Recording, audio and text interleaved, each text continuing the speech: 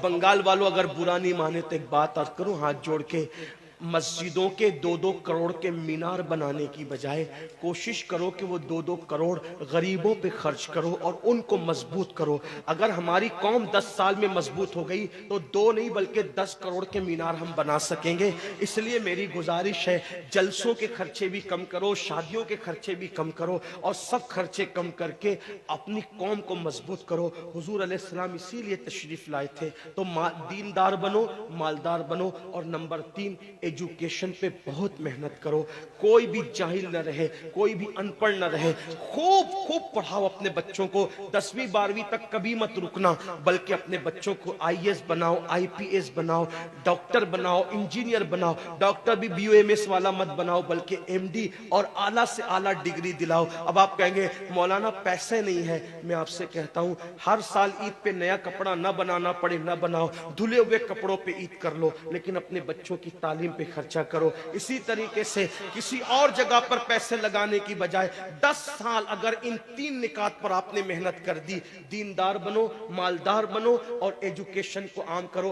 हर बंदे को पढ़ा लिखा बनाओ। आप कहेंगे मौलाना नौकरी नहीं मिलती। मैं कहता हूं, हम नौकरी के लिए नहीं पढ़ते, हम अच्छा इंसान बनने के लिए पढ़ते हैं। इसलिए कि पढ़े लिखे की तिजारत में अनपढ़ की तिजारत में फर्क है, पढ़े लिखे की गुफ्तगू में अनपढ़ की गुफ्तगू में फर्क है, पढ़े लिखे के उठने बैठने में अनपढ़ के उठने बैठने में फर्क है। देखो, आप ये नहीं कहता हूं कि आप सब अनपढ़ हो, लेकिन एक बात आपसे कहता हूं, महफिल में पढ़े लिखों का अंदाज और होता है, अनपढ़ लोगों का अंदाज और होता है। खाने में, पीने में, उठने में, बैठने में तालीम को आम करो।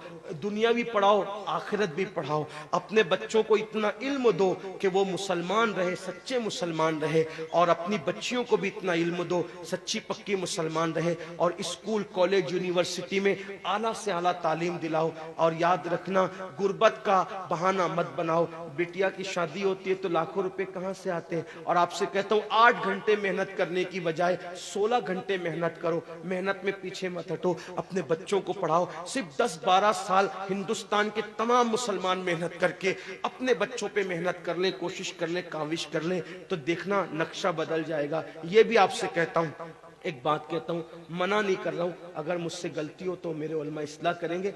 आप मेरी जात को देख के कबूल नहीं करना।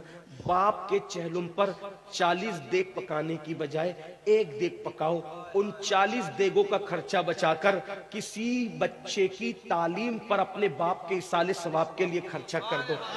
पीर साहब के मजार पर 1 लाख की चादर ला के डालने की बजाय 100 रुपए की चादर डाल दो। बाकी के पैसे बचाकर गरीबों की तालीम पे खर्चा कर दो। पीर साहब के इसाले सवाब के लिए वो उस 1 लाख की चादर से जितना खुश होंगे, वो 100 रुपए की चादर से भी उससे ज्यादा खुश होंगे, क्योंकि आपने किसी को उठा दिया, किसी को आपने तरक्की पे ले गए। एक बात कहता हूँ, मेरा पीर जन्नती है तो मेरे पीर को मेरी 1 लाख की चादर से क्या गरज। उसको तो जन्नत में उससे बेहतर लिबास मिल चुका है, उसको तो 1 लाख का उससे बेहतर लिबास मिल चुका है। तो ये बातें तल्ख लगे, माफ करना, लेकिन आपसे एक बात कहता हूं, रसूमात से निकलो, हकीकतों की तरफ आओ। रसूमात से निकलो, सच्चाइयों की तरफ आओ। एक दूसरे को गिराने की कोशिश मत करो, एक दूसरे को उठाने की कोशिश करो। आपस के झगड़े खत्म करो। तेरा सिलसिला बड़ा, मेरा सिलसिला बड़ा, तेरी बिरादरी बड़ी, मेरी बिरादरी बड़ी, तेरा पीर बड़ा, मेरा पीर